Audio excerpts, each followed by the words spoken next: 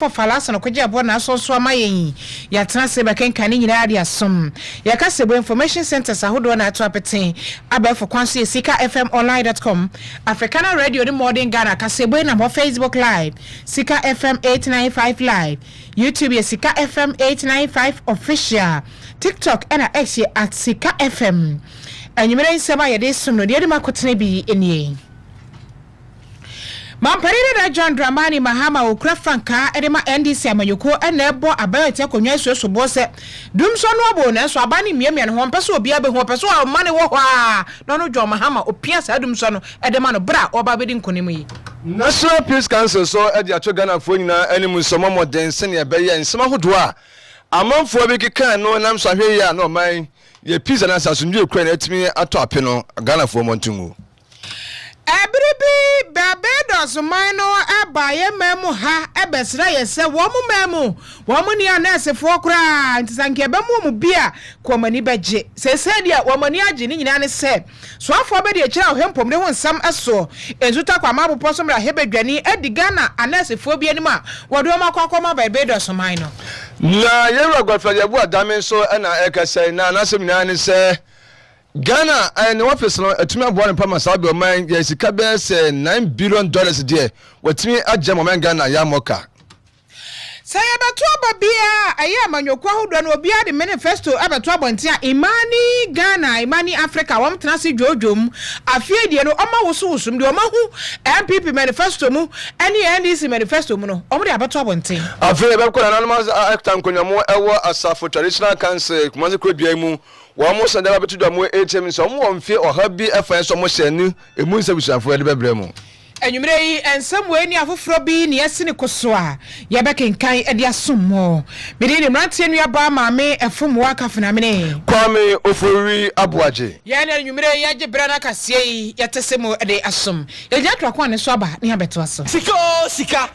FM Sikka ye ni akoro 89.5 e Sikka FM Sikka FM 89.5 yes suma santimai Sikka FM 89.5 yes suma santimai Ya suma santamane Ghana mai ewiase nyina ka ho afei ye nwura esum ni mu ene nsam no sade tie no ye memo emfa ensom Yewura NDC amanyoko no emo Franka Crawford ma amanyoko yi Mamparire da John Dramani Mahama JDM no ababase na JDM ene chese he abayo ati akonwa so na no pa dumso wasa kofabo abaya kofa dumso de ababe he Ghana fo ekon na se wobaye lo shade na Ghana fo hu se ene ade na nya bedru enti ene ye dum ha wachina ye beso de ha no abane mpese wobaye wobeso twetwetwene ho no wonso di fra konwam na dumso ne kakraka no di ja onu JDM esanso onu JDM ewo anidaso esa afia bato no ono bedi nkunim na so odi nkunim so papa na je se NDC MPP4 edi dumso na eja no ono wasan beso via na Mamparire da John Dramani Muhammad nsemi tudwabra wokohia wo manfo ya wo Krachi West mensino emu otimantemu eno odi nsem anyina ereto wonum animu wo chesa abana heda pa ena low shedding timetable no mpeso de beba chesa wo twentwan so miamia so de atwa wono John Bahama na wono mum ababeso asolve dum so John Bahama mum no mpeso obesusie dum so ntina aban wo ya sheda wo de low shedding no timetable no e de heba bi mpeso obeyidi aba no Mamparire da John Dramani Mahama ye kasei ye kanya no engina so if we say fidie bakwa your friend Sunon Asogli plant omedum omo power no because aban e de omo ka sika bebre enti dum so ababium enso we mo esan say omo nya nu credit for enso Ghana for edesum wo ho ani edum kania no so mo ni say NDC na eba na dumso a omode aba no dumso foforo omode abai na omo apia ase NDC so kakra January 7th NDC aban foforo ba ya say hey ene muso monje so maka che Ghana for say me empaba jina bindi jadi anu no wasi abawa kofa dumso asamba and want to mean solve it into opia so kakra na what the apem ho na je say what the amaje di akwaba James says ade we nani nye ho kra na eno chi eno sanso ato aso sem wo gidie mapa gidie mu odene gidie gira ne naso pa gidie gira msa belaba se afia bato no se de NDC fo be din kunim tele bi kunim tatalesta bi awan kramantem no nyansam kitu o wo chese beto oba no yene abato komisa babbo no na se de NDC fo atwe MPP mu nko a awan kramantem no 300,000 votes ana mo de betwe wo mu yentie. We want to increase the votes that we get from the Volta region and the OT region. And I'm sure that if we're able to do that, also increase our votes in Greater Accra. Greater Accra, we won it the last time with only 76,000 votes. We need to win it by about 300,000 votes. And we need to widen the gap in Volta region. MPP got about 100,000 votes in Volta region the last time. We got about 800,000. We need to decrease the votes that they get in Volta region. I don't think MPP can get 300,000 in Volta region. Any ati mamparida da John Dramani Bahama wokura franka edema NDC amanyuko awusi antwase na fe yanko yanima na abatu yema nsensem ya ne onsanse nchebia na yetu nsanten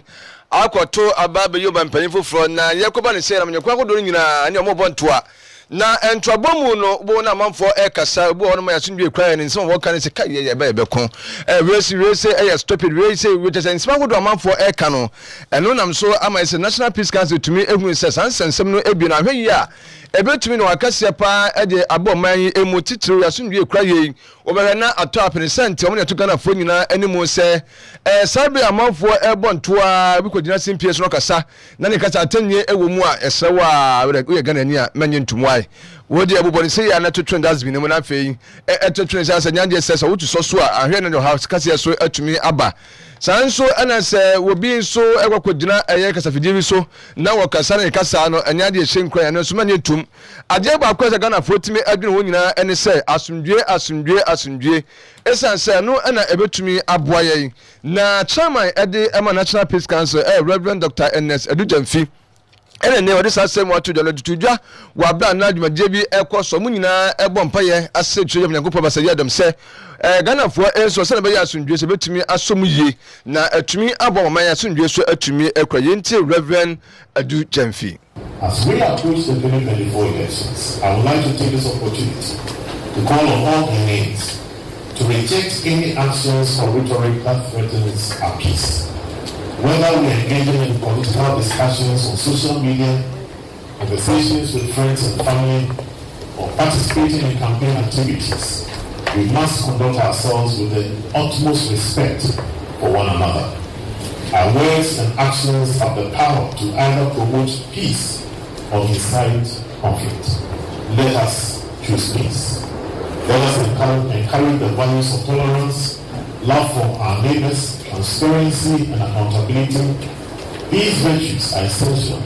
in building the trust we need to ensure a peaceful election and a brighter future for Ghana. I hate all political. Anya muti Reverend Dr. NS Edujamfi wono na chairman ede ema National Peace Council na futu eno de ema Ghana fo nyina se asundwe kra ne hia na jamanfo keka ye bakun ye be se ne de nyina ne se muti bia eye amomonto nwai muntina so pam se mutina so pam hwe ya na daachi bi no oman na akwakobo se to yanto akase ne so na yenwura mpomure hu nsem emu na enche bia ena Barbados man no ade adesre ebeto Ghana mai enim se wedie adawroma wo munuanom ene ye omunafonom ne yai na wukwo wo mai mu a polyclinics wo ho asupiti ahodu a wo ho no nyina anasefo ni ho wo muni nurses kura nurses kakra bi enti ama oman ni ho kire wo mo pa eba ne pomre ho nsem dia Barbados man wo ahohiahia mo pa enti omo de babato oman Ghana anim se ye de yadaoma ye de Nyankopon ya adoma yatumi atete anasefo bebrei ebe yanke yemu omo bi na wo mo mra emagya yarehwe ewo omo memu emfa emo omo sanso omo ho kire wo mo o aban no agi wo mo anu yi aso wo toto ne nsa keke kanema bomo a Barbados my bati enka enei wo man na te asamode e de free Ghana nkyɛn ni nyina ene sɛ so afọ bedi akira wono ahempomre won sam aso wono kroya na ye nsuta kwa man bi poso mra hye badwani honorable Adelaide nana ya jewa intim oba pani anoma akwade anomanini wono wadi anes for makoma wo ha ani aduonumnum 155 anima wadi wo mo akọ Barbados man no emu na ni nyina aye Ghana boy ye hye se beboa wo mo na wo mpomde ho sam atumi agyan na so ntia na wadi wo mo akọ ye yi na kyesa wo ko Barbados man ni mu a wo pani a wono na hwe mpomde ho sam aso ade ama oman no kyese wose na ni ajajajajaja woni ne manfo ni nyina da o mani aje pa esan se anasefo wo mu ni bi afensu kura de ma wo mo ka so wo mo pe Ghana anasefo ene se Ghana ha anasefo ni bi afiri ha kwa wo mo kobu mo modin pa kyese dwuma so ma ye ma Barbados man no aso wo mo ni pa nti na wiase kakrakai wo mo pa anasefo mtutu wo mani om se ene ye nko Ghana fo hoi esansa Ghana fo de enim ni wo ma ya me ededa enu nti ene wo mo ba ha ye so ya dwo manu ye sesei ede ne gye sonko ade abre wo mo na ye nti ese de mpomde nsofo abede akire ensuta kwa ambe poso mra hye badwani honorable Adelaide yajewa intim akasaye. We have so many nurses available who are not even working. So for you to come and employ some of the people, I think is very incredible. And I believe that once they are here, they are able to deliver because I know they have the experience to work. And like you said, you have employed previously and they are doing well. So I believe everything is going to come out well. Ani ati ye mpomre nso afọ abedi akire nsuta kwa man be posom na hye badwani honorable Adelaide yajewa intim wono kroya na yadade so abahema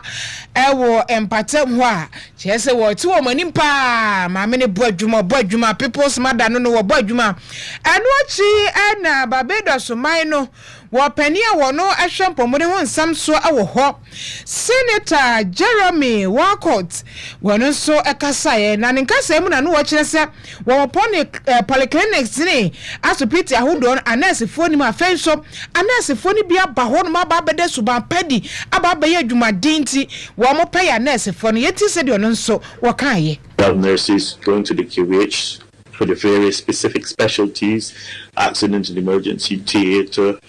cardiac trained nurses, and other areas. In the case of the Ministry of Health, we were concerned about nurses, midwives, certainly in the area of psychiatry with the focus on mental health. We have a number of nurses who are trained psychiatric nurses, and this was an area where we were suffering for dearth of trained psychiatric nurses in Barbados.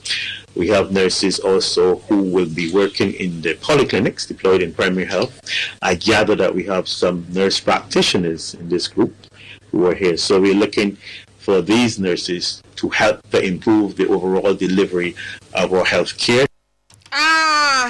Enti wei aya Barbados man peni a ohempo mde won sam eso Senator Jerome Walcott I don't know baby no mu hia mu akese pa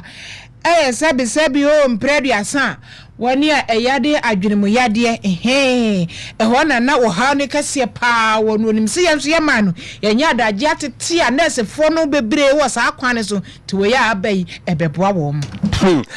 Yamna Ghana ase na fe fransem so waso emfa emamo ebiako ene de too far akwa sensa dawroma na we a public sector lawyers conference akoso o Ghana so emunam so ama yera gwafadiabu adame wona ya attorney general e wo mamu akopie dwumaje no ase na we nje dikai kra ya chese wo mo eda na de che Ghana fo nyina conference sisi ya ka sei eno no ekoso a enisa na no na yera gwafadiabu adame na kwakoto dia ede a chese na hye no abadwuma pa dia bo Ghana so atimi akonkai nyina ene se enimako awodo akase wo man emu ye bi wongofo ama so omo man no enyan ye ko ba ne sei no na omo de kokot bo nse atonje na so na so kwakwa ginam na omo adi de mo man Ghana ne aba asam ne aba tuagu amanfo epeja na omo so asore gina mo pepeg ne aba asam na atuagu nam so saa ma sei wo mo tumi abom mo man kase keke be hwere pa $9 billion na zo nyina emu no atone general na so ye no atumi agira mu pintin e de man Ghana ama sisi ye gase sasika no ababa bede betum ya de say ye ntumi anhwera anya sa enka bia ye di manimako awodo na enka sa beedi sasika yi enka kwakwo di nimako no ebutom am ya hwere enka edinsin so bone ene be man Ghana se nyina emu no atumi age ababa tu ye kofes no mu dia na e wo so ka che Ghana na man enina na ye ntie yewura gofred ye bu adame. Cloud fabrication is started to assure neutrality, privacy, and efficiency in the litigation of disputes. Arbitrary claims filed against the government, if not diligently managed, have a tendency to collapse the entire Ghanaian economy. A single arbitrary claim, if successful, can bring the economy of a developing country as Ghana to its knees. In point of fact, over the past 4 years, the value of arbitrary claims against the Republic has been in excess of $9 billion. And I cite a few to illustrate the points. The financial claim by ENI Vitor against Ghana, which was initially $7 billion and subsequently reduced to $915 million after challenging the cost of proceedings by Ghana. Godfrey Abu Adana we shall form ten kan nua ba wa ha. Kakra wo no ho. Na wona wa cheche nsem emu no ya wo cheche kana so e na nsori anyina pintin dia. Enka men $9 billion nki e betwin kan nka de ha kase pa na bebo manska sem ne tutu ye ensem so. Na zenyina emu amobo peg na musiye. Na mo hwe se enyimaku awodo no wo mfa omen kokko to nkonko sika tutu di we sei no. Ye de begu ebutum no aboa ma service sika sem so konanim. Yanto akasebono asoi na nwumire de ya chiedu atoni general nua wa ha de ye nya no ma ne nkwasa da owi asika no magie no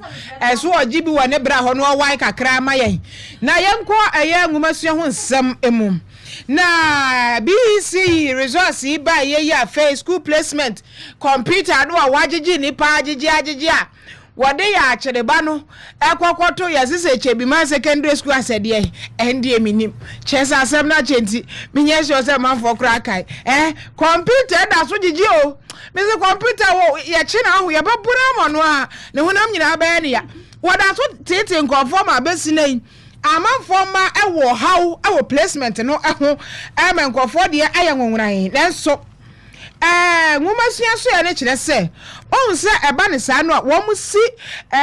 abiaye bia wo mu hyehyɛ biaye bia wo bia wo haw placement ne hu bia na do haw akɔ no ma siesie e de ama no kye se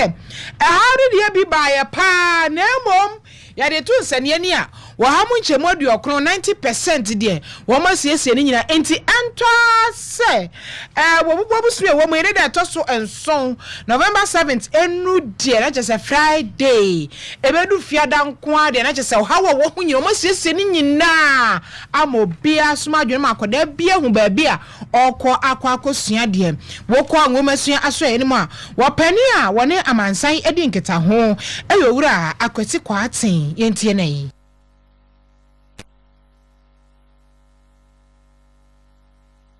The essence of the Solution Center is to give an opportunity to address concerns that will come from parents and prospective students. A lot of the students who are here, one or the other, will want to amend the options that they initially selected, of which they were placed. Some of them need change in school, some of them too in the residential status. But traditionally, we are not supposed to even make such changes because it's a choice that they made. But a bit of human face is also attached to it, and listen to the concerns that you brought in to address them. If there are any challenges, this is the place that you have to come. We also have some of our solution centers at the length and breadth of across the country. So I can say that the majority of students as at now have taken up the enrollment. It's left with others who we also have some few concerns that they want us to resolve and that we are dealing with. So students are still encouraged to take their classes. As I indicated earlier, by the 7th of November, academic activities is supposed to start. So you see that most people are running up to address one or two issues that they want us to address on them so that they can run academic activities. Any ati penny wani amansadi nkita ho awonwomatua asoye ho ora akasi kwati yanko na nalama hemfo mo ewo asafo traditional council wo mo se mo bobo mo na kwanya se nyina emu we 100 years anniversary na je se mo ebaba bedi anombe shefa imfie wo ha efa no mbara be se na sintra eno edaso any sanitation education sankofa na nyina ene se wo mo ankasa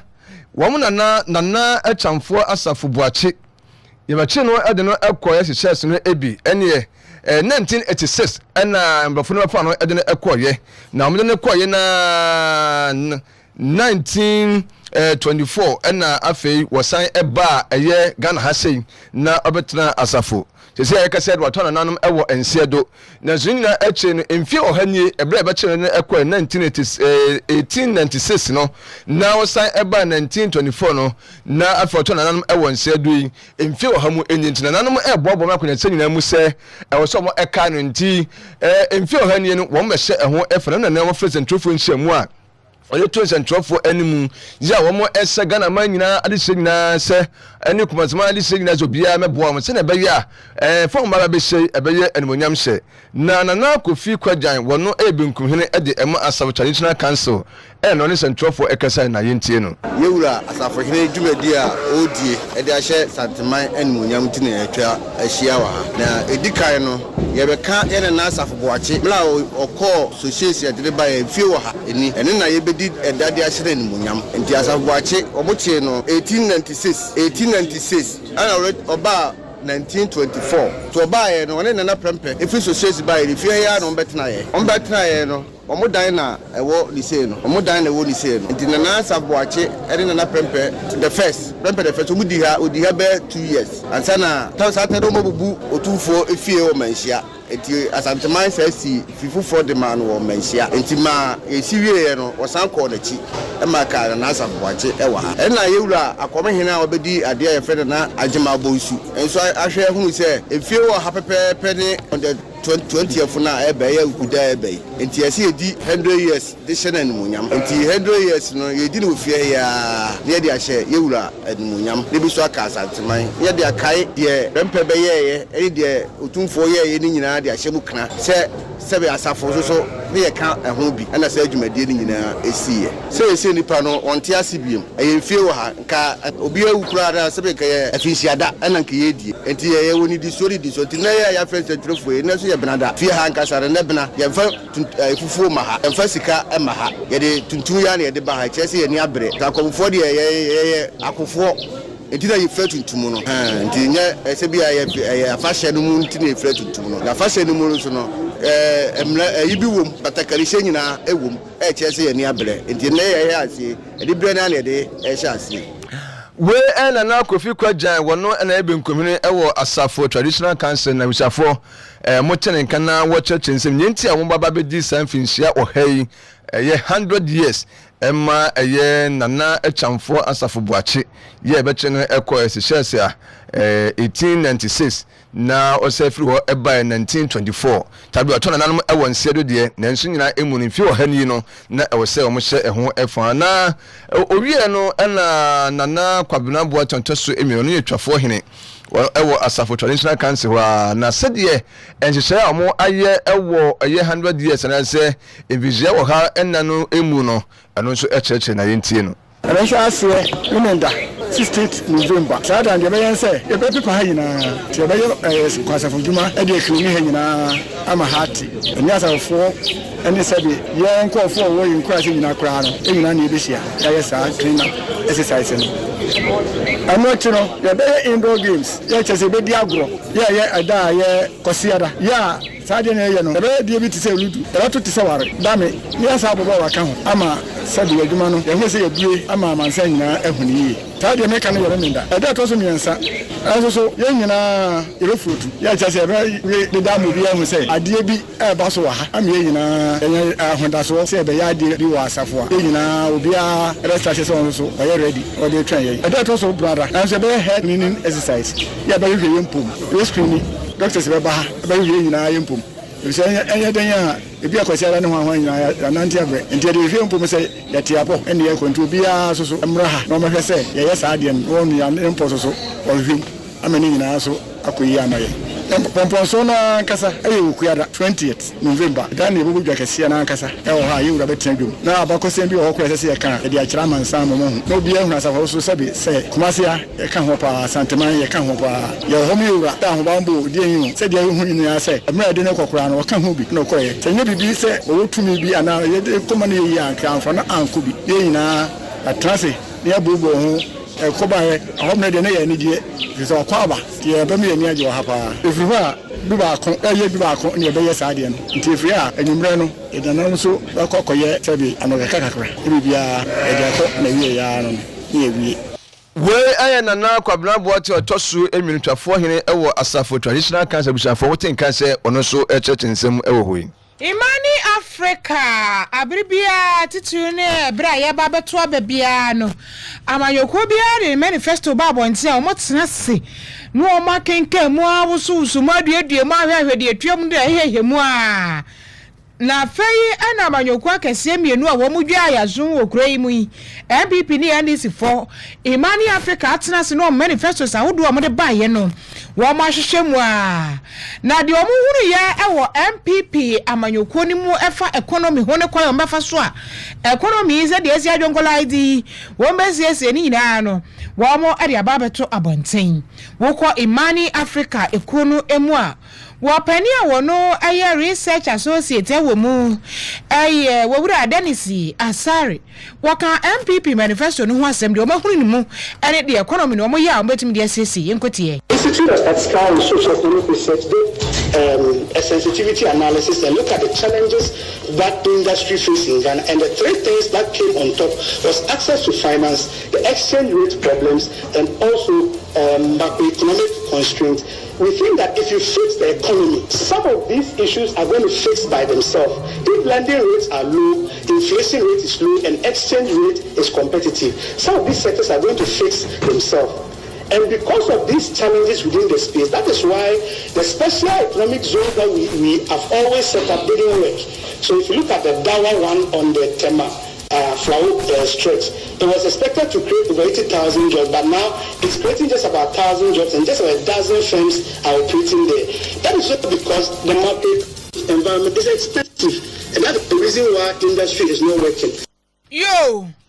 Imani Africa. Wawura Dennis Asare and watches wo MPP manifesto mdo hu nsa wa yu no omobo shendo sondo afenso economy hu asami wa hu so peso omusese a enema menu no omunkohwe sade enema bo huri kwosoro bembembe no eye wan number 2 eye cedi to dollar rate wo mtokwa no anu odire dodo eno so wo mo enkonkohwe eno enka ho afai nyuma kwa hudo so wo memu so tehem so pa sikaya wo mu enyantia enti sa office economy na sa ne ma we nyina no abefese ne ho na chese nkofo ho ato mo eno achi wo mu buura nkokon ketenkete fo ne ho NDC for the one Imani Africa for just wo mu 24 hour ya wo mu di dwa ya somu wo ho enya adwuma ko bia na se so 24 hour wo de se night club for be ya kura wo nye discotheque for be ya mu de omo ma pass DVL o DVL kwa 24 hour de asemwe de me say yentie Imani for ye. Now, these public services are supposed to offer some services that will make sure that businesses are able to thrive. Now, the key interventions that they are proposing is that the NDC promises to implement a raft of tax incentives, but they did not specifically say that these are the tax benefits or the tax incentives that will be channeled directly for the 24-hour economy. And Another challenge is that if you look at the public services category, you don't need all of them to be functioning like 24 hours in terms of physical presence. By way of automation and leveraging on digitization, some of these services, for example, like the DVLE, if their systems are enhanced, greater portion of their work can be automated, which means that citizens can access it at any point in time. If you look at financial services, because of the mobile money interoperability system, now people can do financial transactions by using their phones and all of that. So they may not have the need to be operating on 24 hours. And I Director of Research,